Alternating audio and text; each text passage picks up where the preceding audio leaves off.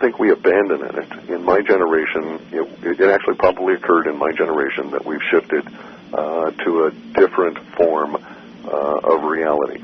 So I would say that back in the 1940s through the 50s, with the adjunct of several key kinds of things coming along, a shadow government was created, and what we're living in right now is the end result of that shadow government being allied with and driven by the uber elite, those people that actually pull the strings that make the queen dance. There's like 4 or 5 individuals, or actually a council of 13 they call themselves, that goes to a group of 300 families that say that they own the planet.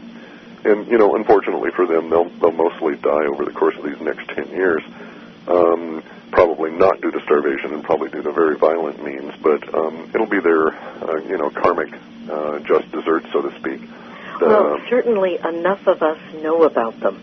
Yeah. And if Benjamin Fulford is correct, every one of them has 10 assassins, attached to them.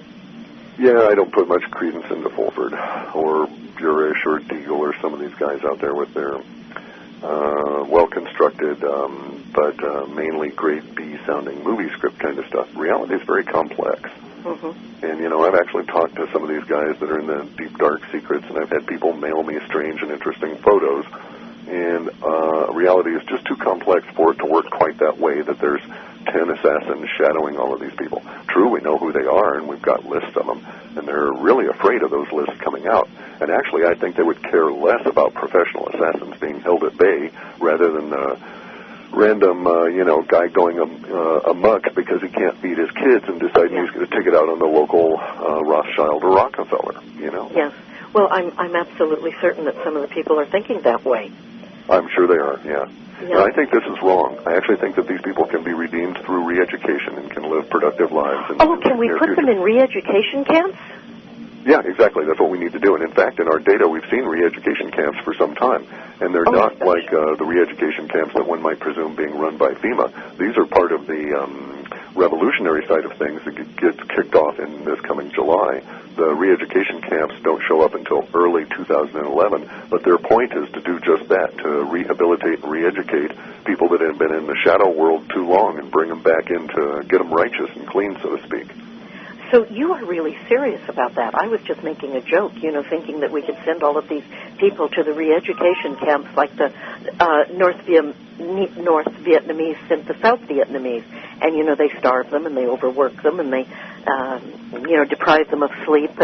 Sure, but that was a model that, was built by the Soviets, but we've had re-education camps that existed all along. There were re-education camps that were run by the Vatican, and they attempted to re-educate Jewish people into becoming good Christians, and in the process tortured them to death until they gave up all of their money and their loot, and then they would allow their families to live and be Christianized, and that's how Nostradamus became a Christian from his Jewish heritage, was during the pressures of the Inquisition. So the North Koreans or the Vietnamese or the North Koreans or any of these fellows are just proceeding from a tradition that goes all the way back to the royals, where it's like, I'm going to re-educate you to be my serf one way or another, usually through, pressures of near death.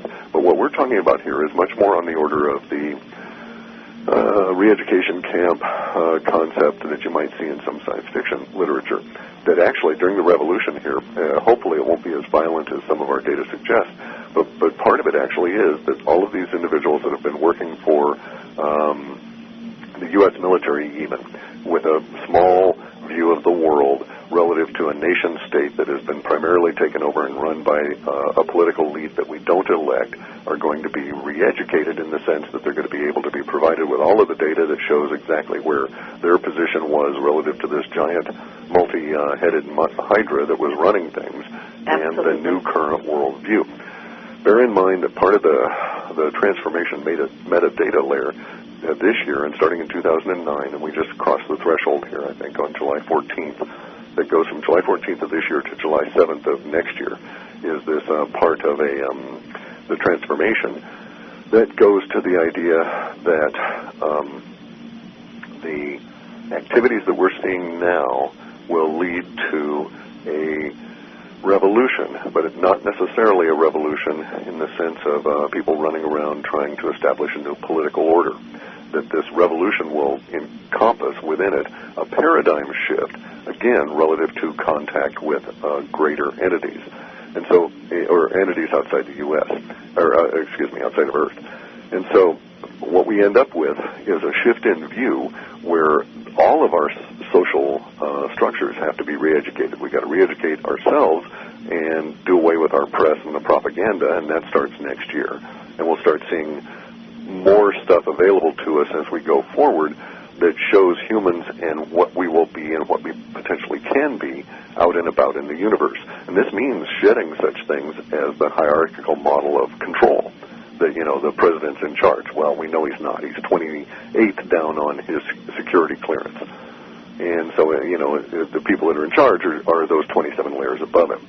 And we know that the Federal Reserve stooges, Greenspan, and so on are not really in charge. They're just being told what to do by the people that pull the strings. And this whole larger picture needs to come on out so that people can settle their minds around it. And this will be the kind of the subjects that's within the re-education camps. I'm not talking about starvation and torture and all of that. We're going to have enough of that, enough death to sicken everybody as we go through these next few years. And well, actually, not only do we have the elite that literally need to be re-educated, we've got an entire youth. Correct. That has been educated on buy, and if I don't have the latest iPhone and the latest shoes and the latest clothes, I don't have any self-esteem whatsoever. Right. And then we've got all of these wannabe communists who think that communism, is wonderful. What they don't know is it's never been practiced upon the planet. What has been practiced is totalitarian dictatorships. Correct. But capitalism is dying. Predatory capitalism as we have now is dying. Well, the US capitalism is not a constitutional republic anymore. It's run by a handful of hereditary political elite. And all of this changes as a result of, or part of, the process that brings about that same contact meme. Bear in mind that shatters all kinds of paradigms for us when we think of the idea of aliens trucking around, or extraterrestrial humans. So we get such a shock that we are able to open ourselves up and look at our past history. So in other words, aliens shocked us into reality. Or reality shocked us into seeing the aliens, whichever way you want to look at it. But yeah. Cliff, hold on a moment. We've got to take another break. We're talking with Cliff High from Half Past Human, and we are talking about the things that are coming up in the future. We haven't even gotten to meme, whatever you mean by meme, and earthquakes.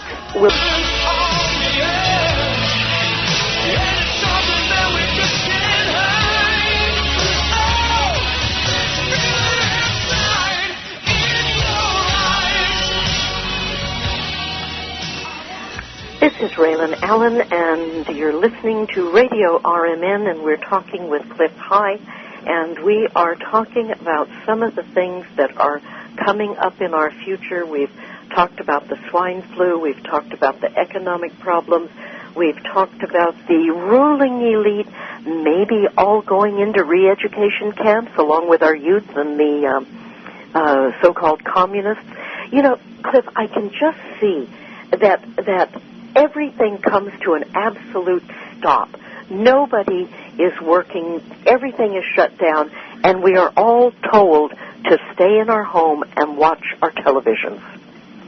That would be the easiest re-education. That would be the nice way, yes. I was just going to say, ooh, how nice that would be, to go and sit down in the TV and have everybody in the planet that accepts TV as the ultimate arbiter of truth. Right. Get it from the TV as the horse's mouth kind of a deal, and say that, yes, this is indeed the case. It probably won't come out that way. Well, I'm remembering John Galt and Ayn Rand when he hijacked all the radio and television networks worldwide and gave this 90-page speech.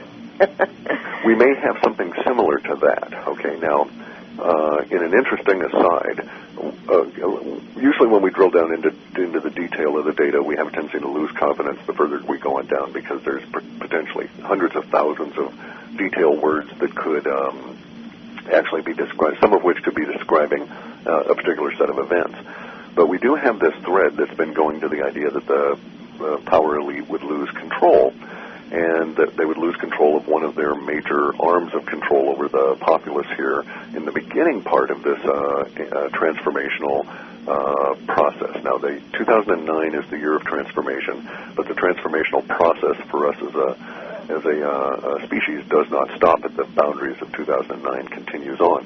And we really started ramping up as of July 14th here. Now, our data with Team